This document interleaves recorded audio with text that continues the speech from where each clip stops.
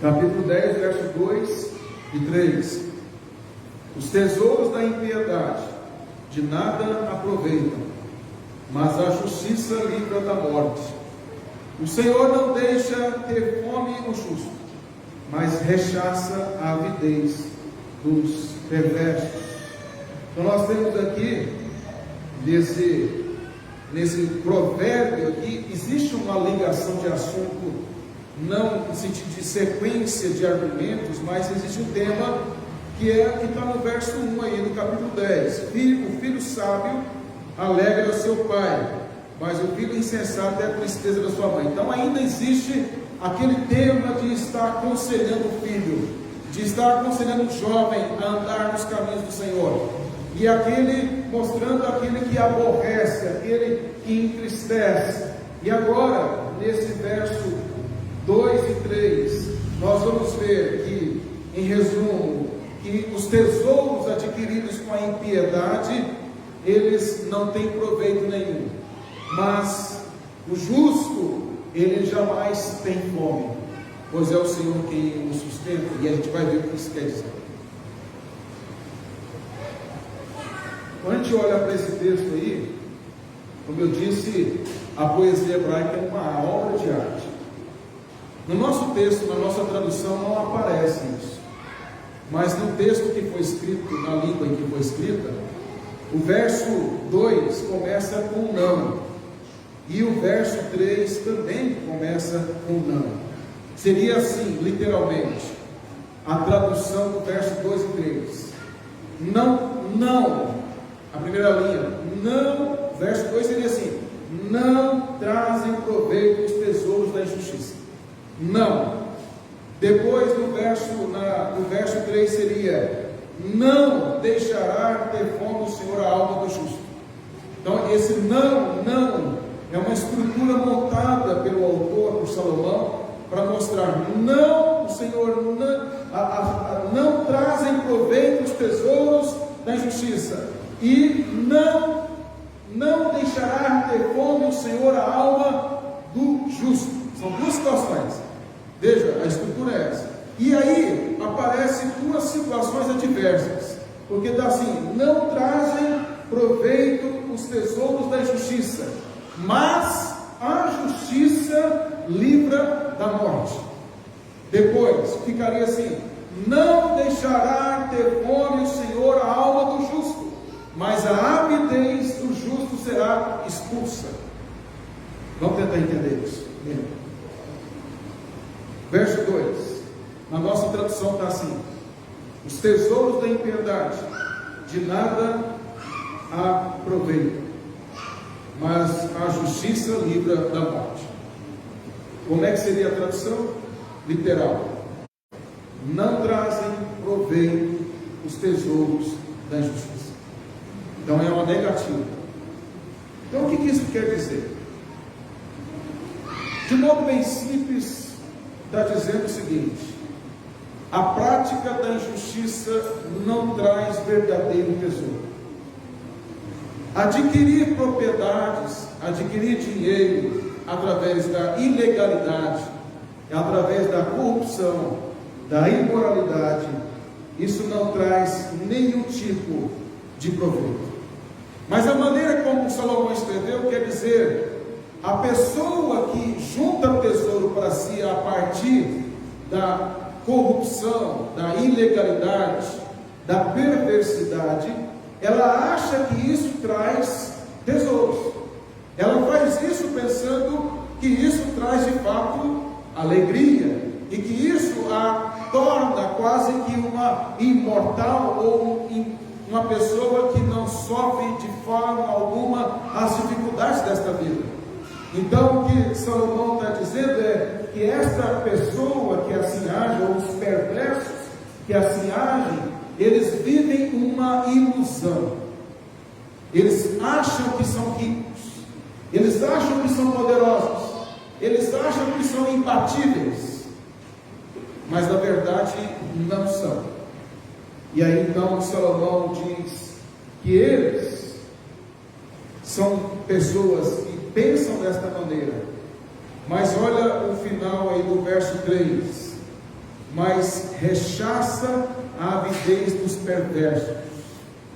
Quem é que rechaça, ou pode ser traduzido rechaça por expulsa? Quem é que condena, quem é que expulsa a avidez destes que juntam tesouros para si? É o Senhor. Então a razão pela qual os ímpios buscam riqueza, tesouros para si, e isso não traz nenhum proveito para eles, é porque isso não os livrará da morte, e isso não os livrará da ira de Deus. Então eles vivem uma ilusão transitória, eles vivem em função disso, mas na verdade é um apego a coisas que não podem de fato salvá-los daquilo que realmente traz ira sobre eles. Quando a gente olha para esse contexto de Salomão e do Antigo Testamento, os perversos nos dias do rei Salomão, eles buscavam enriquecer-se através de pilhagem de guerra, quando eles oprimiam. Então às vezes um rico iria lá e tomava a terra de um pobre, e matava e tomava para si as suas riquezas, ou quando oprimia outros, então eles de forma injusta arrancavam daqueles que tinham menos e corrompiam as autoridades, muito semelhante ao que acontece hoje, mas isso se fazia com a guerra, se fazia com a violência. Então eles buscavam retirar daqueles que não tinham nada, eles buscavam enriquecer-se a partir desta corrupção, de pilhagem, a partir da destruição dos pobres. E aí então Salomão diz, eles acham que estão juntando tesouro, mas não estão. Quando a gente olha, por exemplo, Abacuque ele clamou contra esse tipo de perverso, quando ele fala assim, o profeta Abacuque: até quando, Senhor, clamarei eu, e tu não me escutarás? Gritar-me-ei violência. Ele estava contemplando violência no seu tempo, e não salvarás? Porque me mostras a iniquidade e me fazes ver a opressão, pois a destruição e a violência estão diante de mim. Há contendas e o litígio se suscita. Por esta causa a lei se afrouxa e a justiça nunca se manifesta. Olha o clamor do profeta: a justiça nunca se manifesta. Não parece isso? Que a justiça nunca se manifesta contra estes homens? Ele diz, porque o perverso, é o mesmo que Salomão diz aqui, o perverso no meio do povo de Deus, o perverso cerca o justo, e a justiça é torcida. Abacuque 1, verso 2 a 4. Abacuque diz que o perverso cerca o justo, e ele então retira do justo o que pertence àquele que tem menos, para se enriquecer de forma ilícita. E é isso que Salomão está dizendo. Agora, observe outro paralelismo aí nesse texto de Provérbios. Ele fala da vida do ímpio e ele fala da vida do justo. Olha aí, o ímpio: não trazem proveito os tesouros da injustiça, mas a avidez dos injustos ela é expulsa, mas rechaça a avidez dos perversos. E o justo, que o texto fala: mas a justiça livra da morte, verso 2.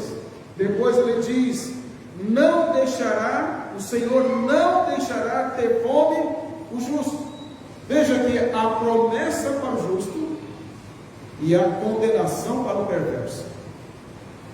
Esse é um paralelismo muito usado em Provérbios, de colocar uma situação em contraste com a outra, e é isso que Salomão está nos mostrando. Quando nós olhamos para essa questão ainda dos tesouros da iniquidade, da impiedade, que nada aproveitam, aquele salmista que eu citei no início, Asaf, no Salmo 73, depois dele falar que ele teve inveja dos soberbos, dos perversos, que enriqueciam de forma corrupta, aquilo trouxe temporariamente no seu coração uma crise de fé. Aquele salmista termina o salmo dizendo que ele refletiu sobre aquilo tudo, e ele compreendeu que era uma tarefa muito difícil. Pensar sobre isso é muito difícil, principalmente quando você é oprimido pelo perverso, principalmente quando aquele que enriquece é alguém que tira de você, é alguém que se torna mais poderoso a partir da exploração de pessoas da sua própria família. Ou poderíamos dizer, quando nós olhamos para aqueles que dão golpes no nosso tempo, aqueles que ligam lá para sua mãe, uma senhora que não tem muito entendimento destas coisas, e ele então diz que está com alguém da família lá sequestrado, e aí ele então dá um golpe pelo telefone e fala para depositar 100 mil reais na conta, como muitas vezes acontece. Ou quando diz: eu estou indo aí pegar, deu um probleminha no seu cartão de crédito, eu estou indo aí até a sua casa para pegar o seu cartão, a sua senha, para poder resolver isso, e aquela senhora da sua casa, a sua mãe, a sua avó, entrega o cartão e cai nesse golpe. Então, quando o golpe, quando a corrupção desses chegam à nossa casa, a gente sente uma indignação muito grande, e parece que nada acontece com nós. Quando nós olhamos assim, é isso que causou a crise do salmista. E o salmista Asaf diz que ele refletiu sobre isso, e ele afirma que o que o levou a entender que não valia a pena entrar nessa crise de alma é que ele atinou para o fim deles. Ele atinou para o fim daqueles perversos. Ele compreendeu que esses perversos estavam caindo para a destruição, que eles, embora desafiassem a Deus enquanto adquiriam as suas riquezas ilícitas, Deus estava, na verdade, os preparando para a destruição, e eles seriam aterrorizados de tal maneira, diz o Salmo 103, que aquela riqueza, aqueles momentos de glória que eles tiveram, iria parecer como um sonho que rapidamente passou, e eles estariam agora diante de um pesadelo que era a ira de Deus sobre eles.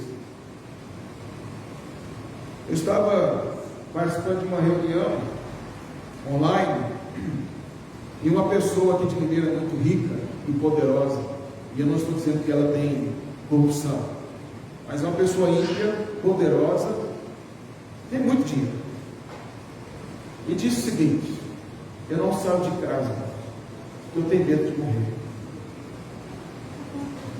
Eu fiquei pensando naquilo,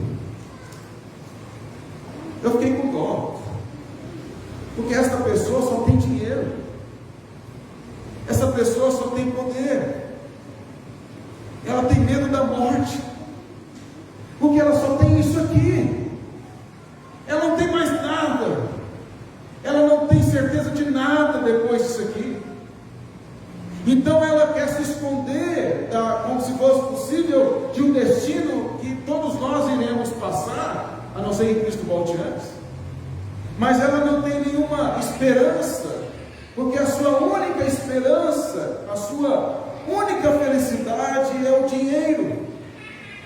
De modo geral, nós pensamos às vezes em pregar o evangelho apenas para pessoas que não têm, que passam dificuldades financeiras e tal. Isso é papel da igreja. Mas irmãos, os ricos, como jovem rico, como Zaqueu e outros, eles são miseráveis de alma. Zaqueu foi convertido, mas são miseráveis, presos a uma realidade falsa, a uma falsa realidade, a uma tristeza, porque o máximo que eles têm é dinheiro. Aliás, eles são tão pobres e tão miseráveis que eles só têm dinheiro. Entendeu?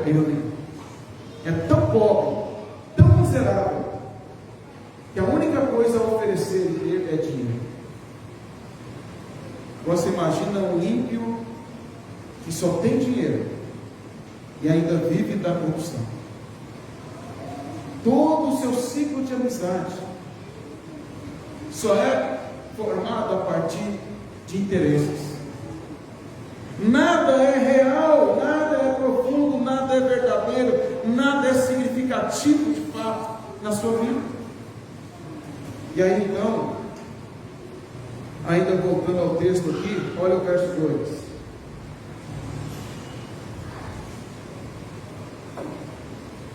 tesouros da impiedade nada aproveitam. Aí você dá uma pausa, seria assim. E aí fala, mas a justiça livra da morte. Se fosse um judeu ler, ele iria ler assim, ia dar uma pausa. Os tesouros da impiedade de nada aproveitam, dá uma pausa. Mas a justiça livra da morte. Quem é a justiça? A palavra justiça aí está no feminino. E é interessante porque quando você olha a justiça aí como no feminino, está ligado ao que o livro de Provérbios fala da sabedoria. A sabedoria na primeira parte do livro, de 1 a 9, ela é personificada. É a sabedoria que está no cimo das alturas, que está junto ao caminho, nas encruzilhadas das veredas. É a sabedoria em Provérbios que está junto às portas, capítulo 8, verso 2 a 7. É ela que está à entrada da cidade, é a sabedoria que está nas portas gritando: a vós outros, ó homens, clamo, e a minha voz se dirige aos filhos dos homens. É a sabedoria que diz, no capítulo 8, verso 2 a 7, ó simples, a prudência, e vós necios entendei a sabedoria. É a sabedoria personificada em Provérbios que diz: ouvi, pois falarei coisas excelentes, os meus lábios proferirão coisas retas, porque a minha boca proclamará a verdade, os meus lábios abominam a impiedade. A sabedoria em Provérbios é uma pessoa que clama, que prega, que anuncia, que exorta os tolos, os insensatos a se arrependerem. E a sabedoria de Provérbios é Cristo, sabedoria de Deus. A sabedoria em Provérbios aponta para a sabedoria encarnada. A sabedoria em Provérbios aponta para aquele que nos livra da morte eterna. A sabedoria em Provérbios aponta para aqueles que os evangelhos retrataram como sendo um homem sábio. A sabedoria em Provérbios personificada é a sabedoria que o próprio Cristo declarou ser. É a sabedoria que os outros partes do Novo Testamento declararam que Ele é. Então, se a sabedoria pode ser associada à justiça aí, do verso 2, significa que esta justiça é Cristo. Em Provérbios. O que a justiça faz? Livra da morte. Os tesouros da impiedade de nada aproveitam, mas a justiça, Cristo, livra da morte. Que morte? Eterna. Que morte? Da ira de Deus. Os tesouros da impiedade não podem livrar o homem de Deus. Os tesouros da impiedade não podem impedir que Deus exerça a sua ira sobre eles.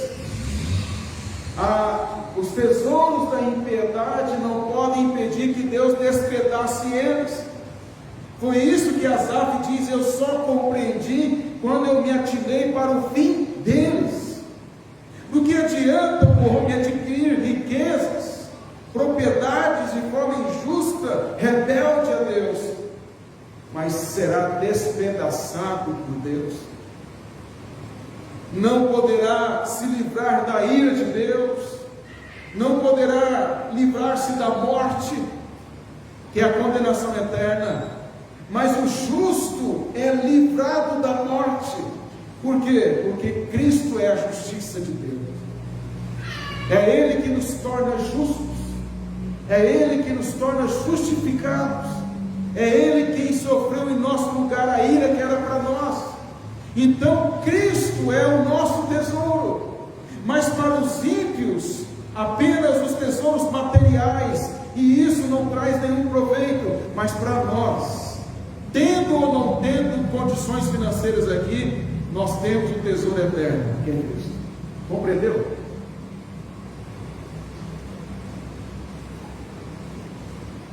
Mas o texto fala também que o justo não terá fome. Olha aí o verso 3. O Senhor não deixará ter fome o justo. Então Deus está prometendo que vai dar prosperidade ao justo? Primeiro que, se uma simples leitura já demonstra que não, porque está falando que não vai deixar ter fome. Então não é riqueza, é sobrevivência. Deus está falando não ter fome. Mas não é nem isso, porque o justo pode sim passar fome. A história da igreja nos revela isso. A Escritura nos mostra isso. Em momentos em que o povo de Deus no Antigo Testamento passou por cerco do povo, dos inimigos, eles tiveram fome. Quantas vezes Jerusalém foi cercada por inimigos e dentro de Jerusalém tinha justos? Tinham homens e mulheres fiéis ao Senhor que passavam fome por causa do cerco. Então, se isso fosse uma promessa em termos materiais, Deus falhou com a sua promessa. Mas o que ele quer dizer com isso? É o que Jesus disse no Sermão do Monte: bem-aventurados os que têm fome e sede de justiça, porque serão fartos. A fome, a qual ele está dizendo aqui, na nossa tradução não aparece, mas a tradução literal seria: não deixará ter fome o Senhor a alma do justo. A alma do justo. Onde não terá fome? Na alma. Não é o corpo. Tem a ver com o fato de que em nenhum momento o Senhor abandonará o justo. Ainda que ele se sinta abandonado como Asaf, ainda que ele tenha crises por causa de observar os perversos, ainda que ele seja oprimido como Abacuque, mas o justo viverá pela fé. O justo compreenderá, como Abacuque compreendeu no final do livro, como Asaf compreendeu no final do Salmo, que não vale a pena viver uma vida longe do Senhor, porque o fim destes perversos é a destruição, mas o fim do justo é a eternidade com Deus. Então Deus jamais deixará a alma do justo com fome. E qual é a fome do justo? Cristo. Cristo é o nosso anseio maior, não é? O ímpio junta tesouros que não trazem proveitos, mas nós, como diz Paulo, sabemos que em Cristo estão ocultos os tesouros da sabedoria e do conhecimento, como está em Colossenses 2:3. Nós sabemos que é em Cristo que a nossa alma é saciada. Nós sabemos que é em Cristo que nós somos alimentados e sustentados em qualquer circunstância.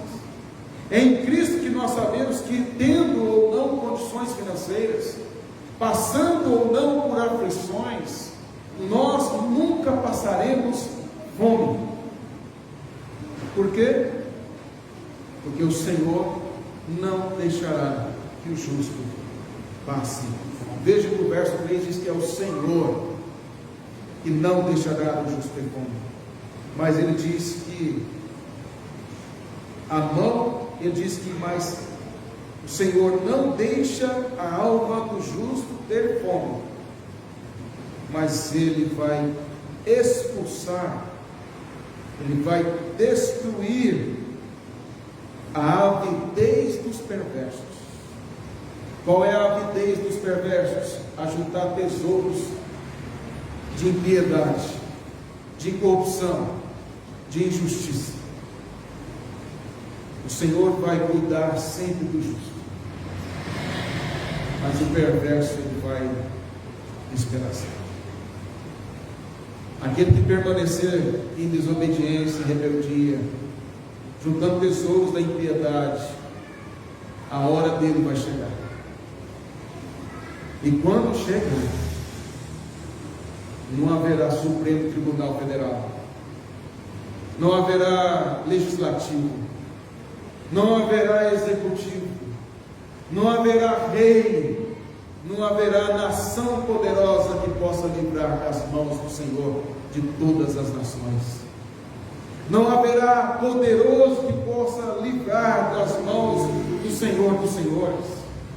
Não haverá riqueza que aquele que juntou tesouros da impiedade possa oferecer àquele que é dono do ouro e da prata. oferecer àquele que é o Senhor de toda glória, aquele que é o Senhor dos exércitos. Mas ao justo será dado o reino, ao justo será dado novos céus e nova terra, onde habita a justiça. Ao justo será saciada a sua fome por justiça. Ao justo será dado a libertação absoluta dos efeitos da queda. Ao justo será enxugado as lágrimas dos seus olhos de uma vez por todas. Porque o seu tesouro juntado não foi tesouro da impiedade, mas foi Cristo, e continuará sendo Cristo. Meus irmãos, nós aprendemos com esse provérbio é que nós não temos que invejar os ímpios. Nós não temos que entrar em crise de fé, porque talvez não vejamos em nossa geração justiça feita diante dos nossos olhos. Nós temos que entender que o que eles têm é só dinheiro, é só poder. São os mais pobres e miseráveis dos homens. Mas nós temos a maior de todas as riquezas, que nunca nos será tirada, nunca deixará de ser buscada e nos enriquecer, que é Cristo. Nós temos que nos alegrar e ser gratos ao Senhor, porque Ele nos livrou da morte através do nosso maior tesouro, que é Cristo. Ele sacia a nossa fome, Ele nos alimenta a alma, e esse alimento que Ele nos dá nos prepara a enfrentar as maiores lutas da vida. É esta força que vem do Senhor, é esta sabedoria que é Cristo, que nos dá condições de continuar a nossa caminhada. É esta sabedoria infindável, perfeita, maravilhosa, que sempre continuará a nos alimentar e a nos sustentar. Temos que lembrar, irmãos, que nós somos felizes, bem-aventurados, porque nós sabemos o real significado da vida. Nós sabemos que se o Senhor nos levar hoje, nós estaremos com Ele. Eu sei que eu fico espantado, porque até crente fica com medo de falar de morte. Que medo de morte é essa? Que coisa ridícula é essa? Deixa os ímpios terem medo da morte, porque eles só têm esta vida. Nós não temos medo da morte, porque se nós morrermos, estaremos com Ele. Nós temos que estar com a mala pronta, para quando Ele chamar. Não precisa ficar idoso para estar com a mala pronta, qualquer idade, a mala pronta para viajar com Ele, para estar com Ele. Por quê? Porque estar com Ele é a melhor coisa que podemos ter. Já estamos com Ele, Ele já está conosco, mas ainda não plenamente. E nós queremos cada vez mais saciar a nossa fome de Deus. Qual tem sido a sua fome? Qual tem sido a sua maior necessidade? Deus ou as riquezas desse tempo? Que o seu coração se alegre no Senhor, se satisfaça no Senhor, na prosperidade ou na falta de tudo, na saúde ou na falta dela, porque nós sabemos que a nossa maior riqueza e nosso tesouro é Cristo Jesus. Amém.